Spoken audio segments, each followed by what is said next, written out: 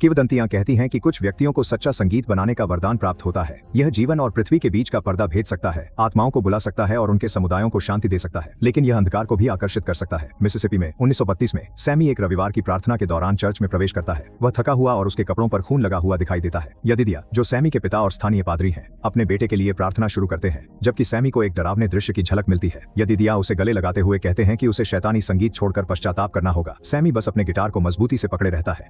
राक्षसों की स्मृतियां एक दिन पहले की हैं। जुड़वां भाई स्मोक और स्टैक सेना में वर्षों बिताने और फिर शिकागो में भीड़ के साथ जुड़े रहने के बाद घर लौटते हैं। चोरी किए गए गैंगस्टर के धन के बल पर वे होगवुड नामक पूर्व कु क्लक्स क्लान सदस्य से एक पुरानी मिल और उसकी संपत्ति खरीदते हैं। भाइयों ने उसे चेतावनी दी थी कि अगर वह या उसके क्लान के कोई साथी आसपास दिखे तो वे उन्हें मार देंगे। होगवुड हंसते हुए क्लान की समाप्ति का दावा करता है। दूसरी ओर सैमी को अपने गिटार चर्च में मिलता है और यदिदिया उसे बताते हैं कि उन्होंने इसे इसलिए लाया है ताकि वह अगले दिन के उपदेश में मदद कर सके।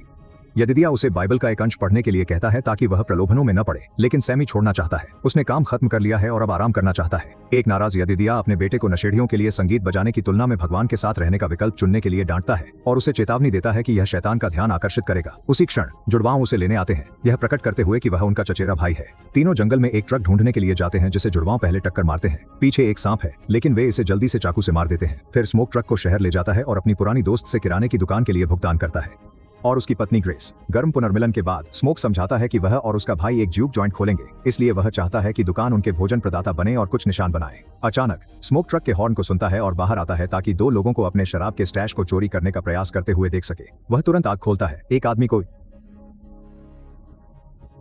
दूसरे को पैर में चोट पहुंचाता है। जब वे देखते हैं कि शूटिंग करने वाला कौन है, तो चोरी ने तुरंत अपने कार्यों पर पछतावा किया, क्योंकि शहर में सभी जुड़वाओं की खतरनाक प्रतिष्ठा जानते हैं। इस बीच स्टैक कार चला रहा है जबकि सैमी को एक महिला को खुश करने का गंदा सलाह दे रहा है। सैमी जुड़वाओं के पिता की मौत के बारे में जानने में अधिक रुचि रखता है। वह अब समझने के लिए उम्र में है।